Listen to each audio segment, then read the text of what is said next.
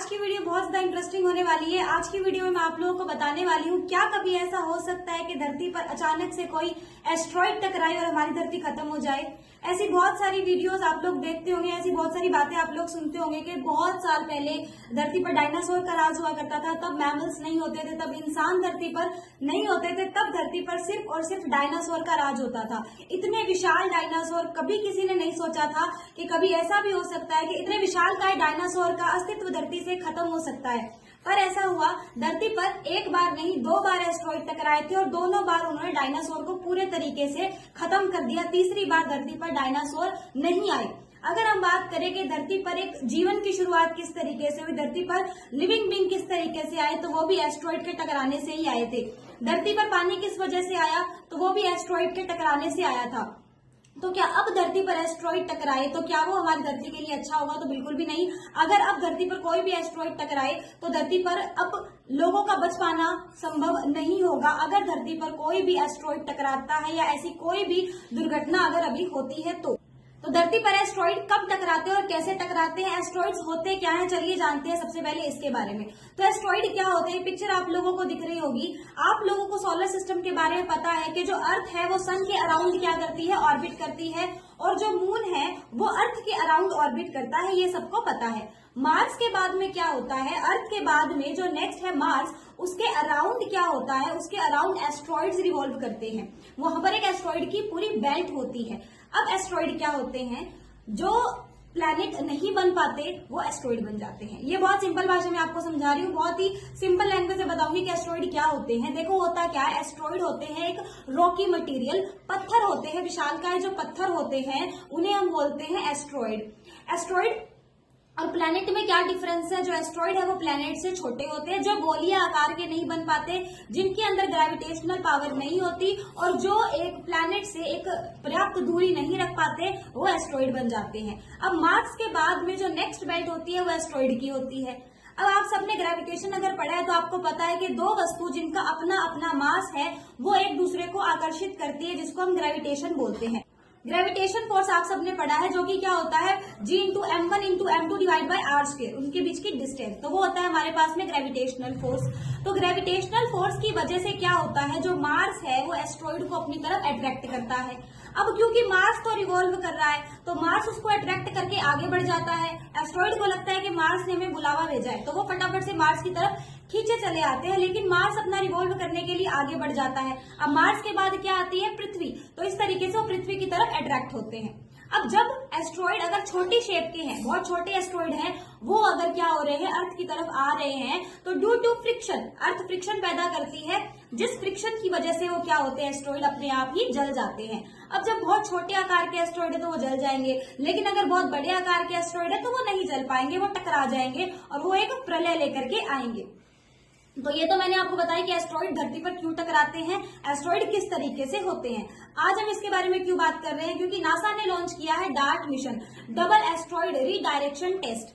अब ये क्या है, नासा ने एक ट्राई किया है कि अगर धरती पर इन फ्यूचर कोई एस्ट्रॉइड टकराए तो क्या धरती को उससे बचाया जा सकता है। इसके लिए नासा ने डार्ट एक मिशन लॉन्च किया है, उन्होंने एक स्पेस क्राफ्ट भेजा है ये पता लगाने के लिए कि क्या ऐसा हो सकता है कि कोई भी एस्ट्रॉइड धरती से टकराए तो क्या उसको बचाया जा सकता है। ये मिशन सक्सेसफुल हो चुका है 27 सितंबर को। अगर आप लोगों ने न्यूज देख ली, इसको लाइव दिखाया गया था 27 सितंबर को। ये मिशन सक्सेसफुल हो चुका है नासा का, इसीलिए हम इसके ऊपर बात कर रहे हैं। ये नवंबर 2021 में भेजा गया था स्पेस क्राफ्ट।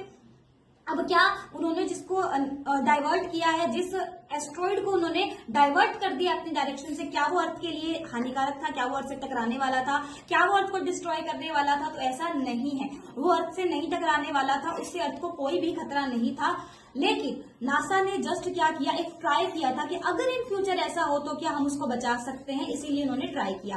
तो क्या था, डिडीमोस के अराउंड डायमोर्फस एक एस्ट्रॉइड क्या कर रहा था, ऑर्बिट कर रहा था। बड़े जो एस्ट्रॉइड होते हैं उनके अराउंड छोटे एस्ट्रॉइड क्या करते हैं, ऑर्बिट करते हैं। तो क्या था, जो डिडीमॉर्फस था, डिडीमॉर्फस का आकार जो था वो बुर्ज खलीफा जितना था अगर मैं आपको बोलूं, और डायमॉर्फस की शेप थी, उसका जो आकार था वो लगभग आप बोल सकते हो कि स्टैचू ऑफ लिबर्टी जितना था। तो जो स्टैचू ऑफ लिबर्टी था उसको ही क्या किया गया है, उसकी डायरेक्शन को डाइवर्ट किया गया। एक्चुअली में क्या हुआ, आप यहाँ पर पिक्चर में देख सकते हैं, डायमॉर्फस से जाकर के डार्क टकराया और उसने क्या किया, उसकी डायरेक्शन को चेंज कर दिया। अब जो आप देख रहे हो, जो पहले डायमॉर्फस की क्या थी, बेल्ट थी, मानिए अगर उस डायमॉर्फस की बेल्ट के अराउंड, उसके आगे अगर अर्थ होती तो वो रिवॉल्व करता और अर्थ से टकराता और अर्थ को तो खत्म हो जाती।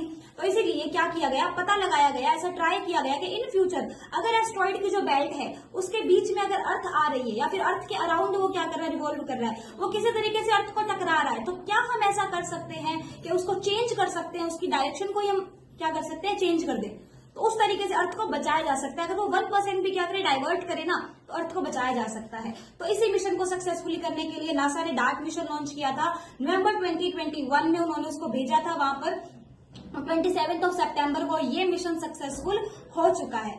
अब आप लोगों के दिमाग में एक बात आनी चाहिए कि क्या सिर्फ इतने ही चीजों के लिए नासा ने इतने सारे रुपए खर्च किए, लगभग $325 मिलियन इस मिशन के ऊपर खर्च किए गए हैं? तो नहीं, सिर्फ यही कारण नहीं था, ये कारण था, मेजर कारण था, बट सिर्फ यही कारण नहीं था।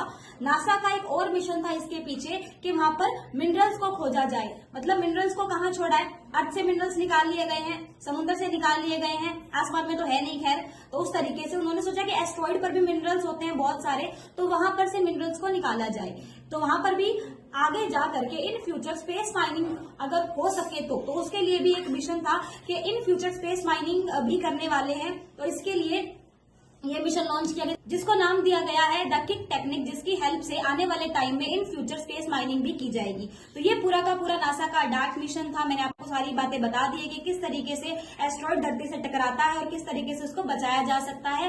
एस्ट्रॉइड का धरती से टकराना कोई बड़ी बात नहीं है, बहुत नॉर्मल चीज है। मैंने आपको बताया कि छोटे छोटे एस्ट्रॉइड धरती के पास आते रहते हैं, लेकिन फ्रिक्शन की वजह से वो खुद ही जल जाते हैं। 2013 में जब रशिया से एस्ट्रॉइड टकराया था, वहां पर हालांकि किसी की जान को नुकसान नहीं हुआ, लेकिन वहां पर इंफ्रास्ट्रक्चर को बहुत बड़ा नुकसान हुआ था, जिसके बाद में इसरो और नासा ने सोचना शुरू कर दिया कि अगर ऐसा हो तो क्या हम इन फ्यूचर अपनी अर्थ को बचा सकते हैं। इसीलिए ये मिशन लॉन्च किया गया और ये मिशन फॉर्चुनेटली बहुत ज्यादा सक्सेसफुल भी हुआ, ऐसा हो चुका है। उन्होंने डायमॉर्फस की जो डायरेक्शन है वो चेंज कर दी, आप लोग देख सकते हो पिक्चर्स में। सो होपफुली आप लोगों को ये वीडियो जो है वो अच्छी लगी होगी, इन्फॉर्मेटिव लगी होगी। इन फ्यूचर हमारी अर्थ को अगर कोई ऐसा डेंजर आता है तो जो हमारी टेक्नोलॉजी है वो बिल्कुल इसके लिए रेडी है। और ऐसा नहीं होता है कि बहुत बड़े बड़े जो एस्ट्रॉइड है वो टकराते रहते हैं, 100 साल में एक बार एस्ट्रॉइड टकराता है धरती से। तो फिलहाल धरती को उस चीज से कोई खतरा नहीं है, और अगर है भी तो हमारी जो टेक्नोलॉजी है वो इसके लिए कम्प्लीटली रेडी है। तो आप लोग मुझे कमेंट सेक्शन में जरूर बताएं कि आप लोगों को ये वीडियो कैसी लगी। इसी तरीके की और इन्फॉर्मेटिव वीडियोस देखने के लिए आप चैनल को सब्सक्राइब कर दीजिए, वीडियो को लाइक शेयर कमेंट करिए। एंड अगर और भी कोई टॉपिक आपके माइंड में आता है तो आप लोग मुझे कमेंट सेक्शन में बता सकते हैं, मैं उसके ऊपर भी वीडियो लेकर के आ जाऊंगी। Thank you so much for watching this session, will catch you in the next video, bye bye.